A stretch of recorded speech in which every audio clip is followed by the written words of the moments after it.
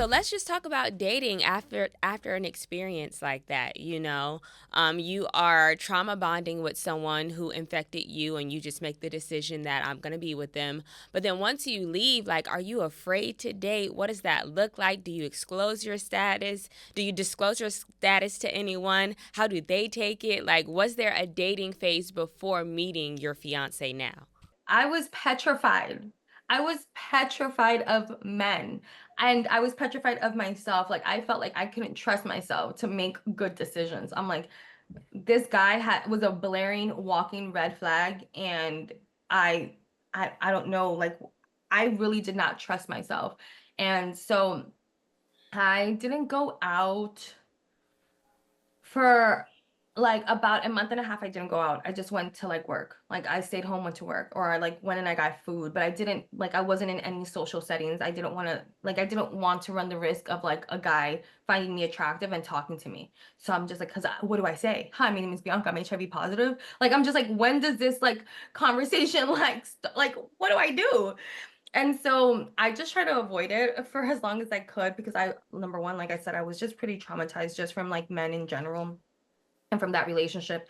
And so I went on YouTube, that's what actually caused me to like start a YouTube channel years later. Um, because I went on YouTube to try to find, some sort of reference, like someone that I can like relate to. And girl, there was no one. Thankfully now there's a lot more people that are open about it, but what I mean by no one is no one that I could relate to. So there are men that are in the gay community that are very vocal about their experiences, that are very knowledgeable, and are living beautiful, healthy, and thriving lives. But when like I'm like, I don't know how to get from where I am to where you are, because you're talking about disclosure and all these things, but I also did my research, and there's the conversation surrounding HIV in the gay community is very much a thing. Like most guys are on PrEP. Like this is something that they experience firsthand. And so it's not something that's super taboo to talk about as it is in the heterosexual community. And so because it was always a gay disease. So straight people don't like talking about things that they feel like doesn't apply to them, even though it does. And so the other thing that I experienced was when I was looking on YouTube was that it was white women. So it was either gay men or white women. And I'm like, I can't relate just because we show up so differently in this world. And I don't know how people are going to accept a brown girl like me versus a white woman.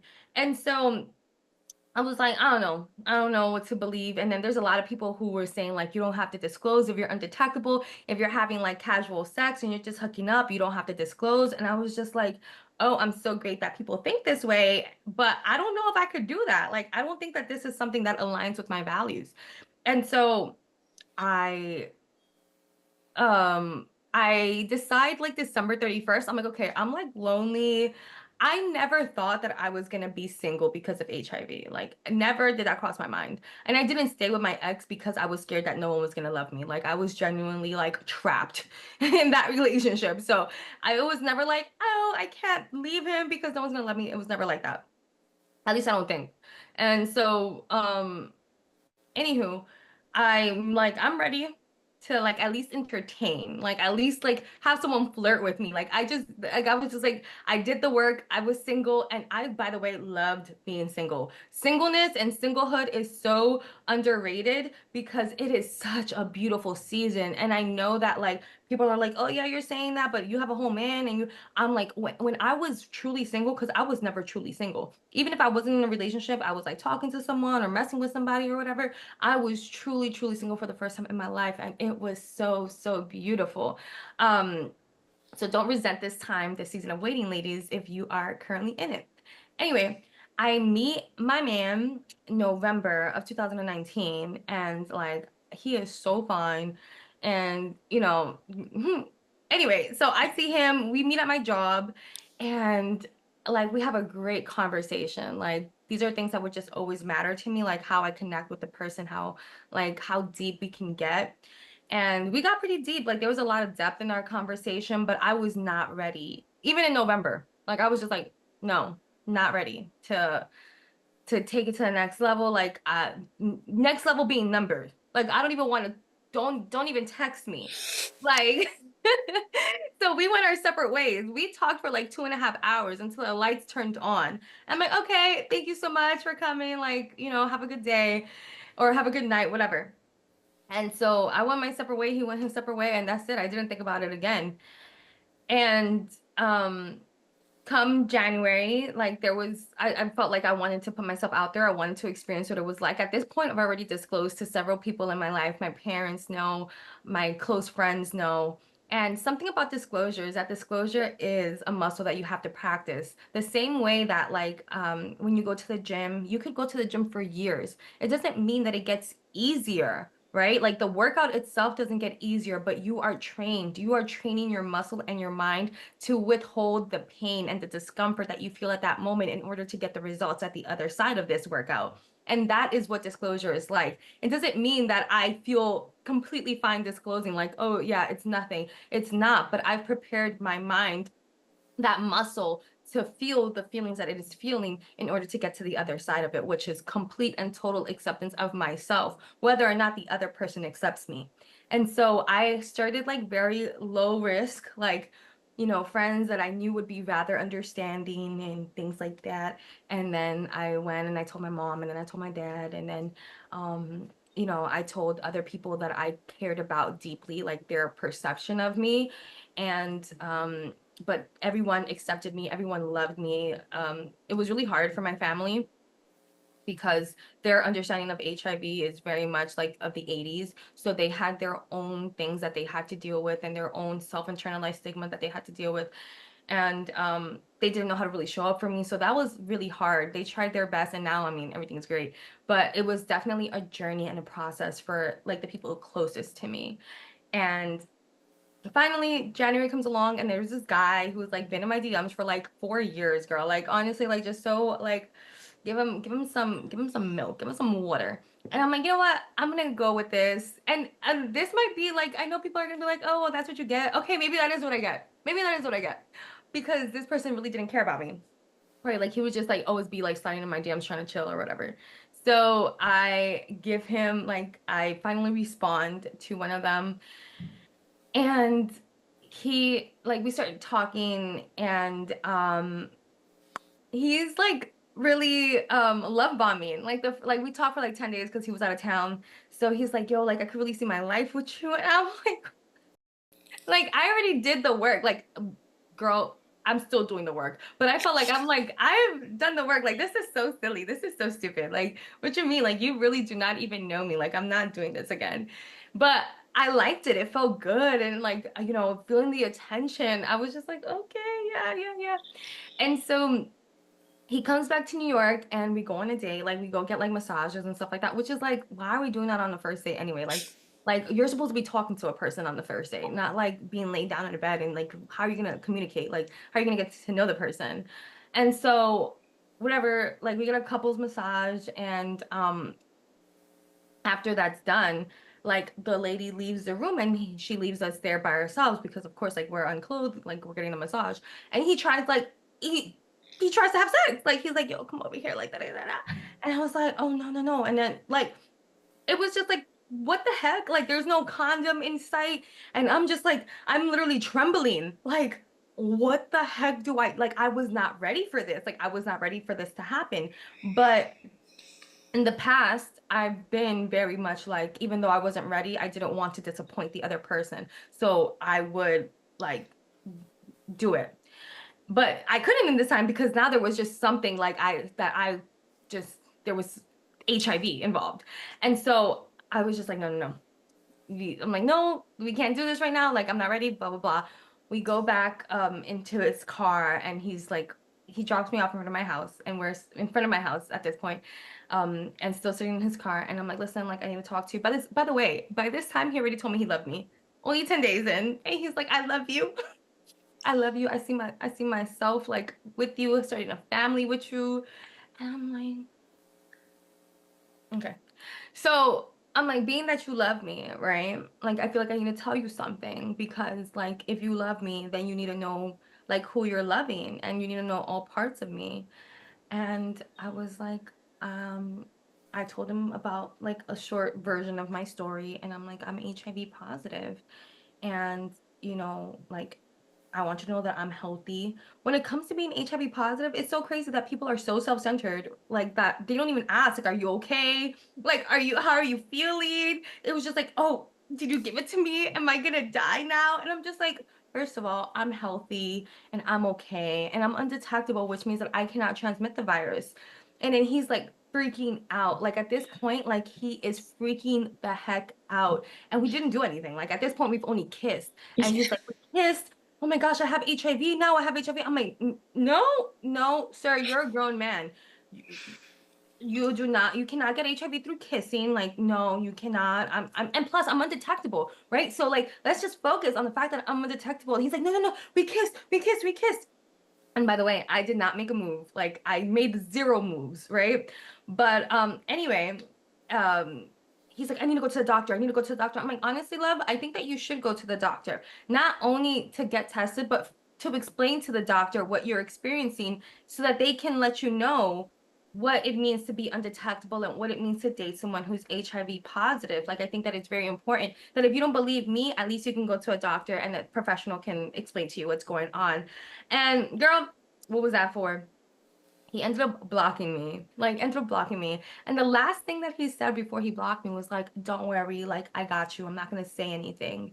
And that just like mm, that didn't sit well with me. I'm not gonna lie to you because I was just like, oh, so you think that this is something that like something that I'm ashamed about or like something that you have over me. And I just really didn't, I don't like that. I don't like that feeling. I don't know if you can relate, but if someone like if you feel like someone feels like they have something over you, I'm like, nah, I'm gonna expose it because you are not going to have that kind of control over my life. Like if I'm just living my life all happy and then one day you decide to pop up and just say something that can implode my life. Like I can't give you that kind of power. So even at that moment, I knew that I was gonna be sharing my story at some capacity just because I wanted to control the narrative and I wanted to not let that fear, that shame, that stigma control me. Like if you're gonna love me, if you're gonna be with me, it's gonna be all parts of me, not just the ones that are convenient or not as scary.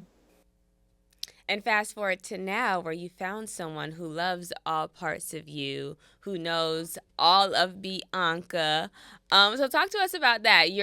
So after your dating phase goes, and this is a horrible story, by the way. Like, how do you get the courage to go and tell someone else after this person responds the way that they did?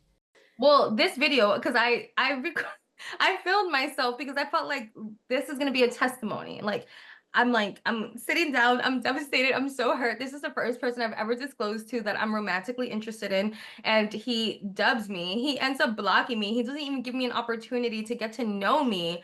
And But he loves you, by the way. but he loves me. But he loves me. So I was just like, I was so hurt. And my ego was so shot because, like, I've been rejected before, girl, but it was never because of something that I couldn't control. It was usually like the drinking or my attitude or like things like that, like just very deep character flaws. But this was not that. And I felt like I had done the work to improve my character and improve my decision making. So I felt like I was a great woman, a great catch, and that I would be an addition to any kind of life, like a blessing to anybody's life. And so I'm just like, this guy is like dubbing me because of something that I can't even control, which was like so like frustrating because of all the work that I had done in the past like 4 or 5 months or whatever. And so I'm recording myself and I'm like, but I felt like I describe how I feel and how terrible and just shattered I felt because of this. This is like a new reality for me. But at the end of my video, at the end of that recording, I'm like, but I'm so proud of myself because I don't feel like regret. I don't feel shame. And I never felt shame even when I was telling it to him, even when I was disclosing. I never felt like he was better than me or that I was less than him. I felt like I felt powerful. I felt empowered and I feel like this is just the beginning of something that's going to be new for me and it's going to be a testimony. And that ended up going viral on World Star as well. And no one liked that. No one liked that video either. But I that was like that brief moment. That was like January, mid-January, end of January. February 2nd, my now man comes back to my job And this time, like I told you, I was ready. Like I was ready to put myself out there. And my boss is like, Bianca, your husband is here. And I'm like, my husband? I was like, "Yeah, who's that?"